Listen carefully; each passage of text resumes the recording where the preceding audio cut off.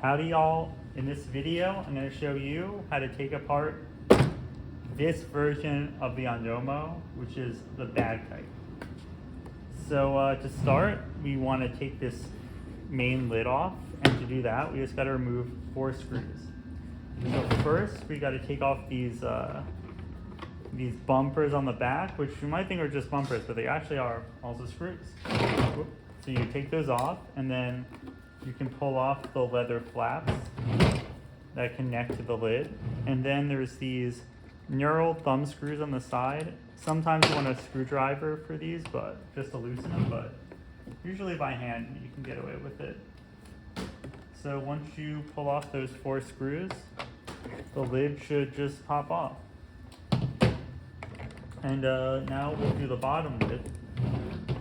And the bottom lid, I think it's extra useful to remove because sometimes it can make it a little easier to put this thing on the table. So same deal, we're going to remove these bumpers and then these knurled thumb screws on the side.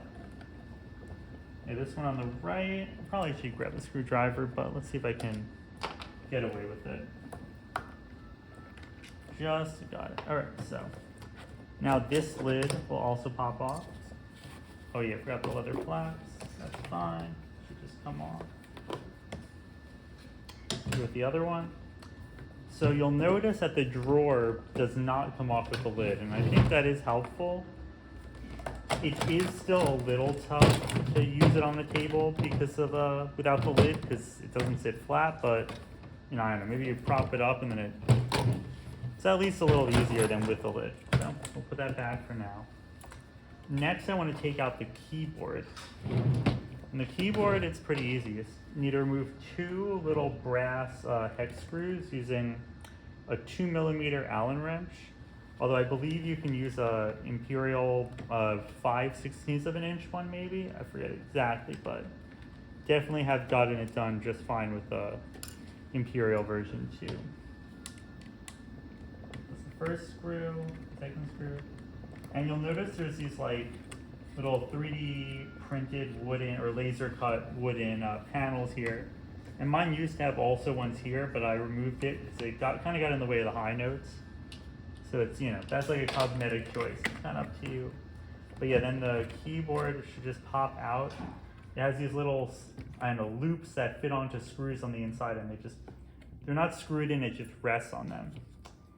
So, oh yeah, and then before you pull out the keyboard, make sure you remove this ribbon cable that connects the keyboard assembly to the drawer. So there goes the keyboard.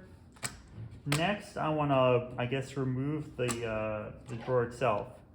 So first, I'm going to want to remove these 2 connectors that connect the drawer to this amplifier box. First is this one, which is the 4 channels of audio. And you might think, oh, is that a MIDI cable? But, it's just basically shows you connectors, just bits of metal. You can send any kind of signal you want on these. And on this, it's 4 channels of audio. And then you also got this power connector, which is sending power from this amp box into the drawer itself. So the drawer is on this like sliding, whatchamacallit, I don't know, track, I suppose. And you're gonna need to remove the side panel of this track. See what the best angle is. Yeah, so there's 2 screws to do that. One is here, and then one is down, kind of hidden on the inside. So I'll get rid of this one first. And these are also 2mm screws. Basically everything is either a thumb screw or these that you were gonna worry about for getting to the important bits of this Ondomo. That's the first one, and the second one is kind of hidden down here. Oop. I'm gonna leave it around just so I can actually access it easier. And notice this flap on the side of the drawer is already kind of loose.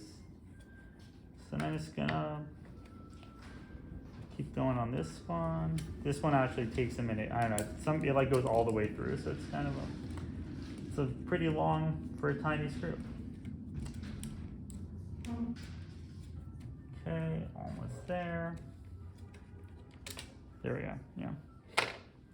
So now this bit just comes out. and the drawer is loose. Now be careful here because it actually is kind of not, you can't really get the drawer totally out of there without some really there's like this connector here that connects the drawer to the ribbon. And because of the way it's routed here for safety of the cable, you'd have to remove this whole piece to get to that, and I don't want to deal with that, so let's just leave it here, but you can kind of see how you can keep going with that. And then next up is this amp box, which is what I'm actually trying to get to because I want to add some stuff inside here. So the first thing you can do is there's these two white thumb screws that you can just pull off the side here.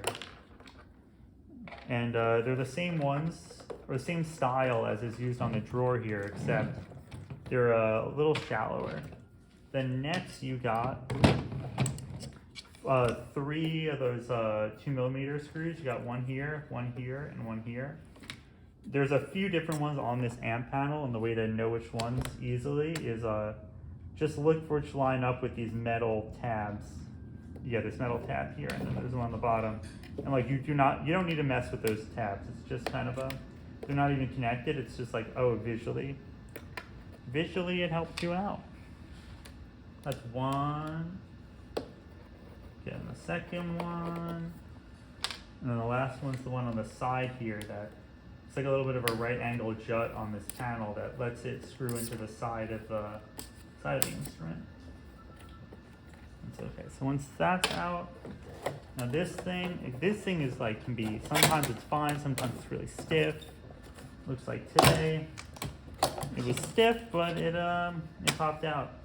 So here you'll see there's like all the jacks. There's this amplifier section that connects this internal speaker, and there's a little connector here. You can pop it out, and then you just get the amp box out. And yeah, I'm planning to just tab off this 9-volt to add some like effects and stuff in line with some of these outputs.